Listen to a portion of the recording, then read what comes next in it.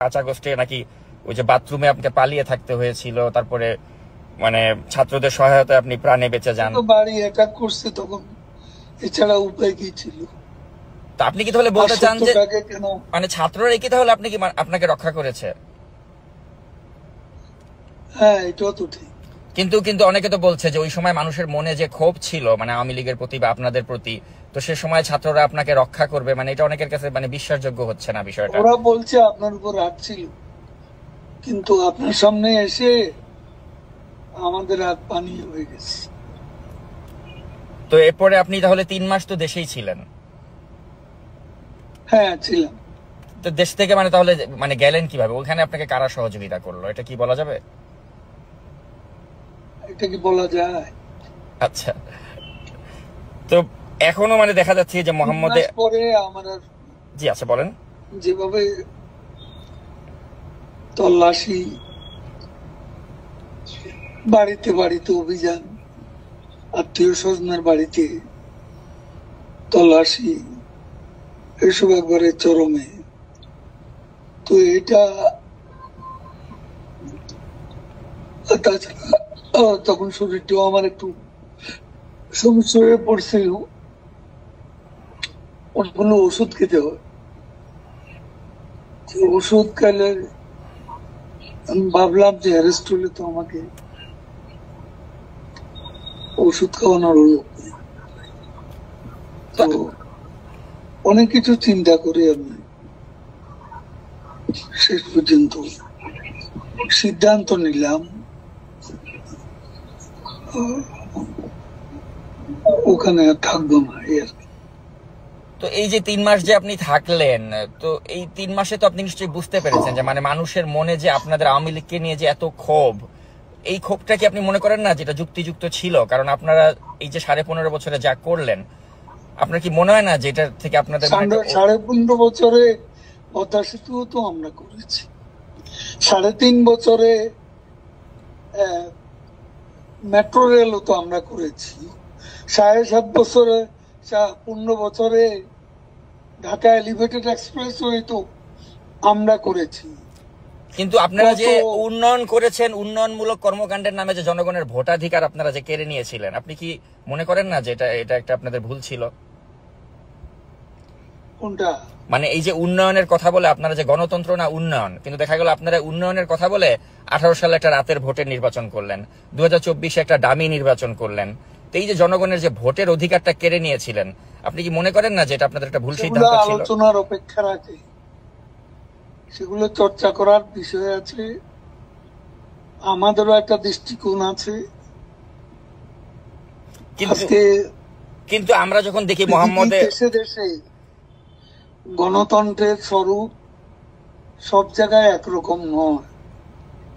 আমাদের দেশে অপোজিশনের যে চেহারা, সেখানে আমাদেরকে একটা ইলেকশন লিগ্যালি করতে হয়, সেটা আমরা করেছি।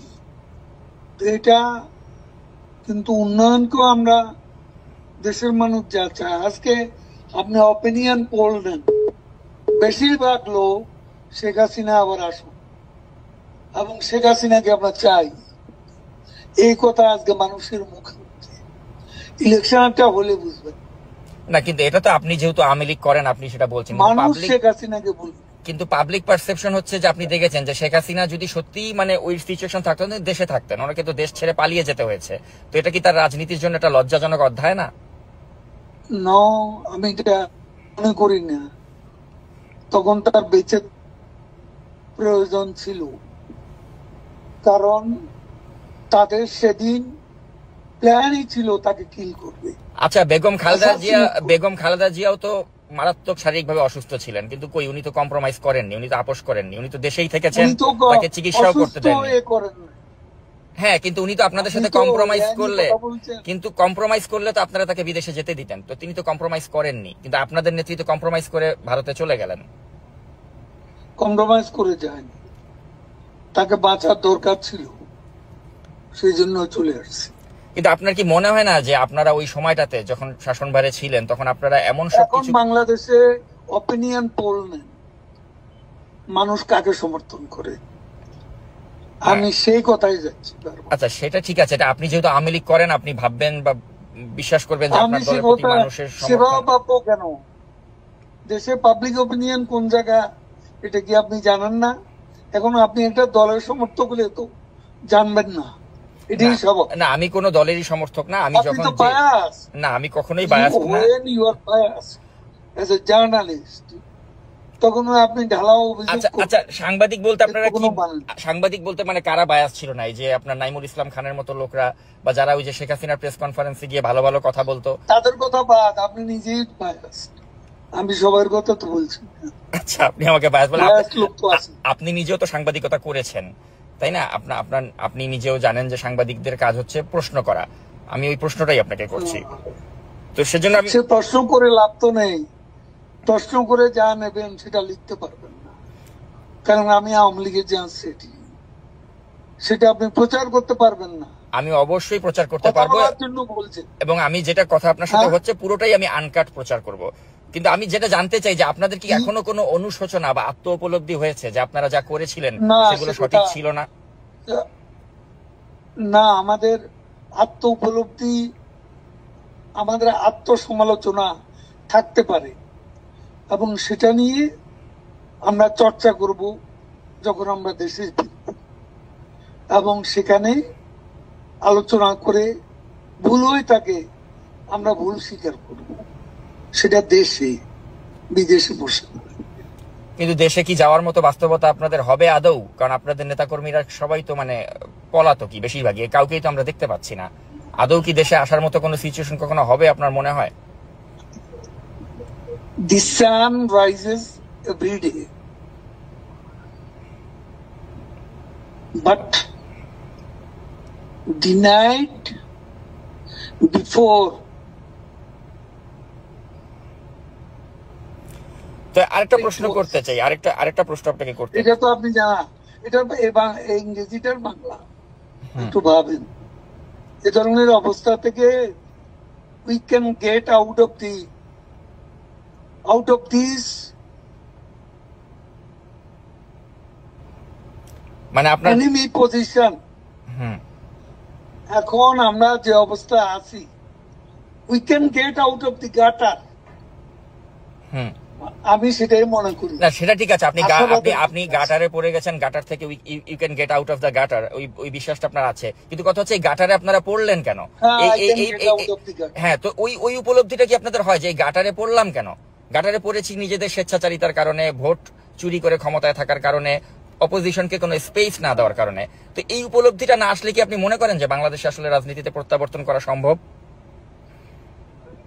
আমি আপনাকে বলছি, মানুষ এখন কেন মনে করছে, এমন আন্দোলনে যারা অংশ নিছে, সে জঙ্গি উত্থানে, তারাও তো এখন কেন মনে করছে তারা ভুল করেছে? আচ্ছা, তাই যদি হয় তাহলে এই আন্দোলন সঠিক ছিল। মানুষ যদি আপনাদের পক্ষেই থাকে তাহলে আপনারা কেন দেশে আসছেন না? সময় হলে দেখবেন। আচ্ছা, আরেকটা প্রশ্ন একটু আপনাকে করতে চাই যে আপনাদের সময় তো অনেক ব্যবসায়িক দুর্বৃত্ত ছিল যারা আপনাদের প্রশ্রয়ে অনেক টাকার মালিক হয়ে We are গিয়েছিল। waiting with bated breath দেশে আসার জন্য। আচ্ছা, Bated breath আচ্ছা, তো এই যে আমরা আসবো। আরেকটা প্রশ্ন করতে চাই আপনাকে যে আপনাদের সময় তো অনেক ব্যবসায়িক দুর্বৃত্ত, তারা হাজার হাজার কোটি টাকার মালিক হয়ে গিয়েছিল। এমনও ব্যবসায়ী ছিল, বসুন্ধরা গ্রুপের মালিক, সে বলেছিল যে মৃত্যুর আগেও শেখ হাসিনার সাথে আছি, মৃত্যুর পরেও থাকবো। কিন্তু তার পত্রিকাতে এখন দেখছি আমি আপনাদেরকে একটা এভাবে কথা সমালোচনা বলি, হয়। তো আপনার কি মনে হয় আমি না যে এরা বারবার আপনাকে এই যে এত একটা কথা সুসময়ের বলছি। পাখি আপনারা তৈরি করেছিলেন, যারা এখন আপনাদের বিরুদ্ধে তাদের পত্রিকা মিডিয়াকে কাজে লাগাচ্ছে, এটা কেমন লাগে আপনার কাছে? আপনার এই চেহারাটা, এই বক্তব্যটা কোথায় যাবে যদি আমরা ফিরে যাই? তখন আপনার খুশি হতে পারবে। মানে কি আপনারা আবার ওই প্রতিহিংসার রাজনীতি করবেন যে যারা সমালোচনা করছে? এখন একটু একটা নিজের রাজনৈতিক একটা ক্যারেক্টার আছে, সেটা প্রকাশ ঘটাচ্ছে। না, আমি সাংবাদিক হিসেবে আপনাকে জাস্ট প্রশ্ন করছি, আমি কিন্তু কোনো আমার you are not journalist, you are bias, partial journalist. আচ্ছা, তাহলে বায়াসড কে না? ওই নাইমুল ইসলাম খানের মতো লোকরা? জার্নালিজমের একটা নিউট্রালিটি থাকে, এটা আপনার নাই। আপনি তো অ্যাটাক করতেছেন একটা পক্ষ হইয়া। ইউনুসের লোকেরা যেভাবে বলে, ফান্ডামেন্টালিস্টরা আজকে যেভাবে আমাদের বিরুদ্ধে বলে, আপনি তাদের সেই চিন্তা চেতনার প্রতিধ্বনি করছেন। আচ্ছা এই ধরনের আমার সাথে কথা বলে লাভ কি? আর আমাদের দল নিষিদ্ধ, এখন আপনি এটা তো প্রকাশ করতে পারবেন না। না দরকার কি আমার ইন্টারভিউ? না, তারপরে আমি যেটা জানতে চাই আপনার কাছে শেষ পর্যন্ত, যে মানে আপনাদের কি মনে না, হচ্ছে আমার না জানার দরকার নেই। যে আপনারা জনগণের No, কাছে I don't want to talk to you. আচ্ছা আপনি প্রশ্ন করছেন, তো প্রশ্নের মধ্যে আপনার পার্সিয়ালিটি প্রকাশ ঘটাচ্ছেন। আপনি একটা পলিটিক্যাল ক্যাম্পের সাথে জড়িত, সেটার প্রকাশ ঘটাচ্ছেন। প্রশ্ন এইভাবে করে না, একজন নিউট্রাল জার্নালিস্টের প্রশ্ন এরকম হয় না।